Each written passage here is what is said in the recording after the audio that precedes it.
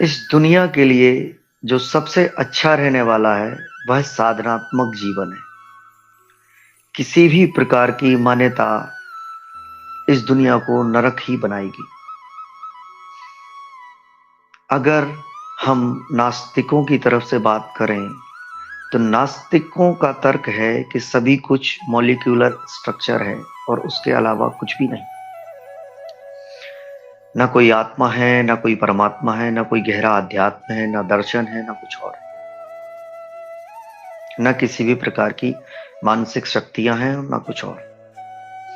तब जिस प्रकार का मनुष्य पैदा होता है वह केवल और केवल और केवल मटेरियल वर्ल्ड में जीने वाला मनुष्य ही बन पाता है।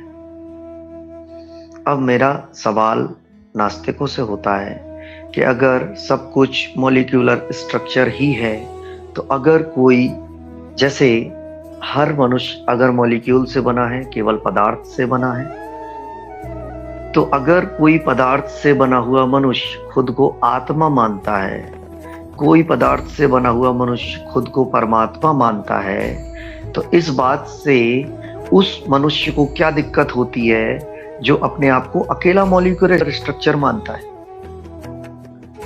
क्या समस्या है? अगर सब कुछ मॉलिक्यूल्स ही है, पदार्थ ही है, भौतिकता ही है, भौतिक जगत ही है, तो अगर कोई भौतिकता से बना हुआ मनुष्य, मॉलिक्यूल से बना हुआ मनुष्य किसी भ्रम का शिकार हो जाए तो इस बात से क्या समस्या है? तो आप पाएंगे कि नहीं, हम मॉलिक्यूल के अलावा भी कुछ हैं और उससे ज्यादा कुछ हैं। तभी तो हम में न्याय की बात उठती है, तभी तो हम में प्रेम की बात उठती है, तभी तो हम में आनंद की बात उठती है, तभी तो हम में साधनाओं की बात उठती है, तभी तो हम में विकास की बात उठती है।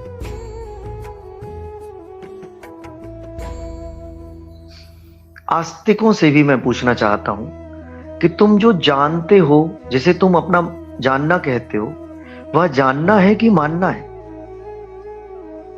तुम हजारों चीजें मानते हो और ना जाने कितनी सारी चीजें मानते हो। अब मान्यता के पैर होते ही नहीं, मान्यता तो दूसरों की पैरों की बैसाखी बनाकर चलती है।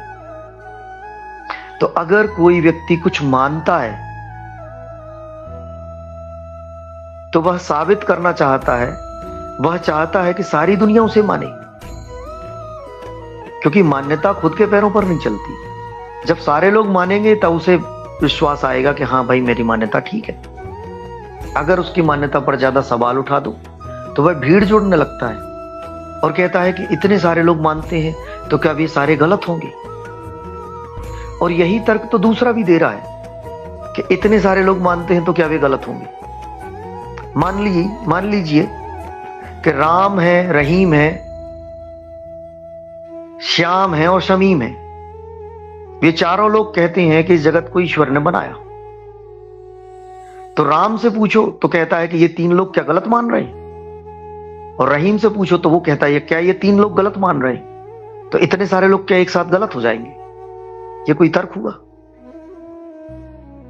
एक दूसरे को बता के कि एक दूसरा कोई मान रहा है तो वो गलत नहीं मानेगा। तो मेरा कहना है कि जीवन को ना तो आस्तिक बनाओ, ना तो नास्तिक बनाओ, जीवन को आप साधनात्मक बनाओ। आप जानने की कोशिश करो कि हम कुछ जो जानते हैं, हम में जो ज्ञान का उदय होता है, हमें जो ज्ञान आता है वो कैसे आता है? किसी किताब के माध्यम से, किसी को सुनने के माध्यम से, या कोई अपने दिमाग के अंदर लगाए गए लॉजिक्स और लॉजिकल गणित के माध्यम से, या किसी भाव के कारण, या किसी वासना के कारण, या इन सब के मेलजोल के परिणाम में कोई ज्ञान प्रकट होता है? या कुछ ज्ञान ऐसा भी है जो अतीन्द्रिय है, या कुछ ज्ञान ऐसा भी है कि जो शास्त्रों में लिखा है कि आत्मा का स्वभाव ही ज्ञान स्वरूप होता है।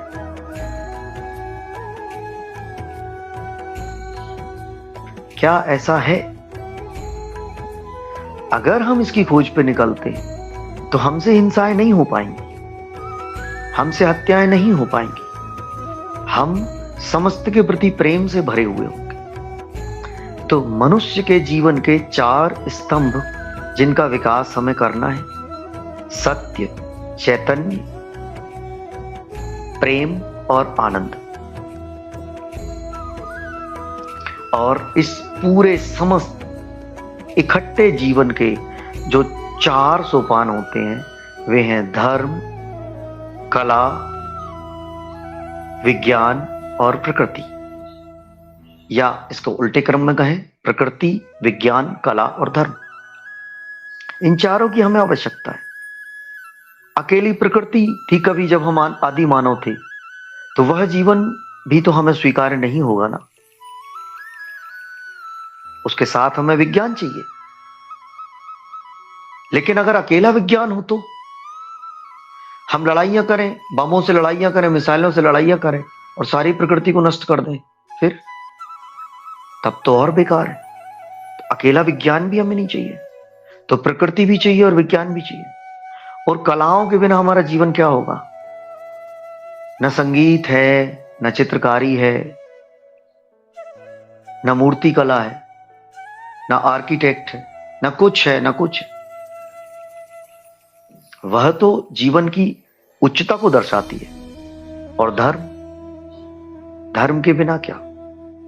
धर्म शांतिदायक है, आनंददायक है, प्रेमल बनाता है। तो वह धर्म जो हमारी शांति को छीने, जो हमारे आनंद को छीने, जो हमारे प्रेम को छीने, हमें हिंसक बनाए, हमें हत्यारा बनाए, वह धर्म तो नहीं हो सकता ना धर्म। तो इन चारों की सुरक्षा करने का जो आयोजन होता है वह होता है समाज, संस्कृति, व्यापार और राजनीति के पास। और मजेदार बात यह है कि यही 4 तत्व हमेशा से प्रकृति, विज्ञान, कला और धर्म के दुश्मन रहे, जो इनके रक्षक होने चाहिए थे। तो अक्सर सवाल पूछा जाता है कि धर्म हमारी रक्षा करेगा या हम धर्म की रक्षा करें? तो यह सवाल थोड़ा सा गलत है। रक्षा तो धर्म ही हमारी करता है, लेकिन हम जो रक्षा करते हैं धर्म की, उसका मतलब है कि हम धर्म के माहौल की रक्षा करते हैं।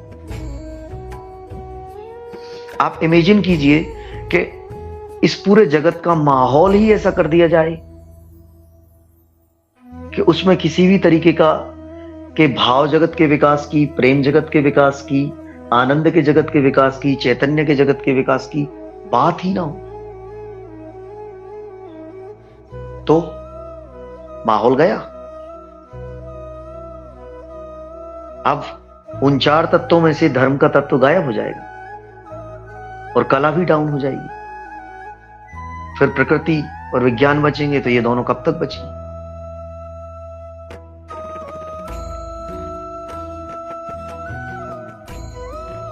आप ऐसी जगह में चले जाते हैं जहां पर जो उनकी सामाजिक और सांप्रदायिक मान्यता इतनी कठोर, इतनी जड़ और इतनी रूढ़िवाद से भरी हुई है कि आप किसी भी नए की खोज के लिए तैयार ही नहीं हो पाते हो, तब भी धर्म की हत्या हो गई।